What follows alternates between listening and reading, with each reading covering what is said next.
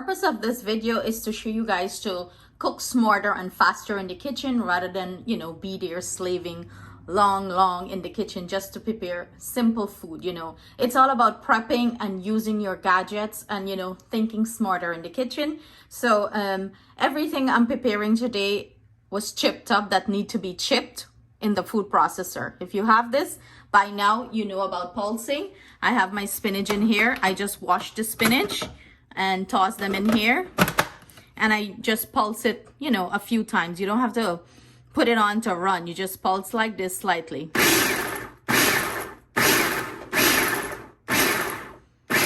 And that's it, about 4 or 5 pulse and you're good. And this is what the spinach look like chipped up.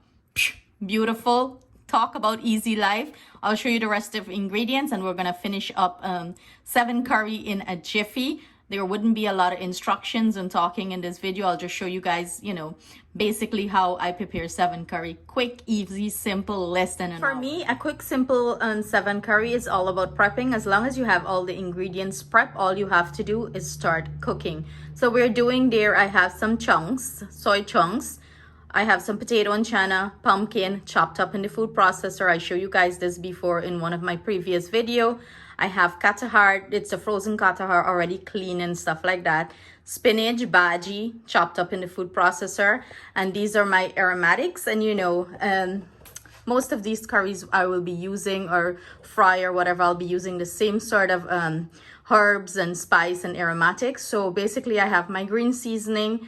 I have here onion and pepper chopped up in the food processor, some celery chopped up in the food processor, also some cilantro, scallion. Everything was pulsed in the food processor. It took me less than 10 minutes to prepare everything that you see here. That's how quick, easy, and simple it is. So I'm going to show you another trick how to speed up the process. The purpose of preparing all your aromatics from beforehand and enough for all your curries and, fry stuff is that all you have to do is heat up oil and start adding stuff to the pot. So you don't have to worry about every time you're cooking a curry, you got to go get this or get that. No. Make sure you have all your spices on hand. Pumpkin is already going. I'm using a pot here. And I'm going to start the spinach here. Utilize your stove. If you have 4 or 5 burner, utilize them. I have this one here waiting. I'm going to start the curry here. And I'll show you how quick you can finish up all 3 curries that you're doing very quickly. So I'm going to add some of my onion in there. A little bit of cilantro. A little bit of celery. Some scallion. And in goes my green seasoning. And I'm gonna start the spinach here. So we have bhaji going there, pumpkin, and this is my masala. So this is my most important trick in the kitchen to speed up all these curry. I am going to munjal enough masala for my katahar and my aloo and chana, and maybe a little bit for our soy chunks. So this is my trick for this, as long as you have everything prepared, bunjal enough masala for these 3 curries one time.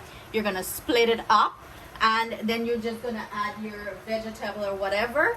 Of course, I'll show you. So everything else I have left here, chop up, I'm going to add it to our oil for our curry. And I'm going to bunjal enough masala here. Another trick to keep an eye on these and make sure that nothing gets burned or anything of the sort while you're handling multiple stuff at the same time is drop the heat to low. Let everything cook low and slow and simmer nice, so you're not going to have any issues while you're tending to another curry or another veggie pot or something of the sort that your stuff is going to burn.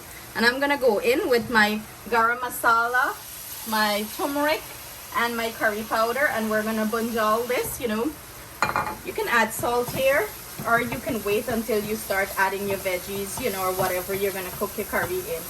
But I'm gonna start the bunjal process, and you guys know how I bunjal my curry already. I'm gonna add some water here, enough to cook this, cook it down nice. And then I am going to split it up in 3. 1 part for my katahar, 1 part for the aloo and chana, and 1 part for the soy chunks. So I'm gonna come back when I'm doing that. In the meantime, the spinach is almost finished, the pumpkin is almost finished. I'm gonna transfer those to bowls And I'm gonna use this soup utensil again to finish up the rest of the stuff we have left. Now is the moment of truth. The masala bunjal, very, very nice. Look at this. It's looking beautiful. Now I'm gonna proceed to split it up to the katahar, and I have the pot here that I'm doing the chunks. I'm gonna add some there, and then I'll add the potato and aloo here, and not the potato and aloo, what am I saying? The potato and the chana or chickpea here. So I'll come back when I combine everything. All the pots are on low heat now.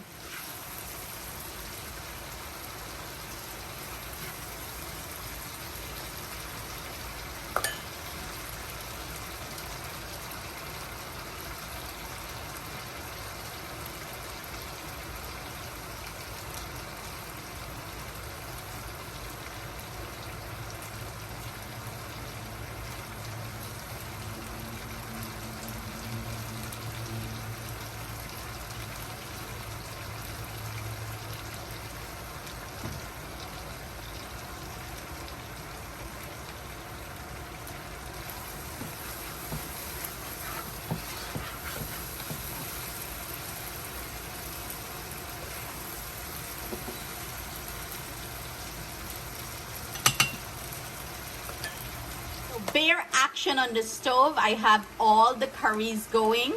The chunk, I'm not adding, or the soy chunk, I'm not adding any water to this. I want this to dry down, fry down, dry and nice. This is our potato with chana, and we're gonna add a little bit more water to this. And then we have the katahar going there. And I went ahead and dropped some coconut milk there. So that didn't come up to a boil as yet, but this is what is happening. I'm dropping the heat, keeping an eye on everybody, and 7 curry is going to be finished in a jiffy like that. So here is the finished plated 7 curry. I lost the clip of Atiana tasting the 7 curry, the ending piece. I had a glitch and I lost that piece, but this is what it's looking like. I hope you guys enjoy this way of cooking 7 curry, and the next time you make 7 curry, you give it a try this way. Thank you so much for joining us in the kitchen. Stay blessed, stay safe, sending our love, thanks, and gratitude to each and every one of you.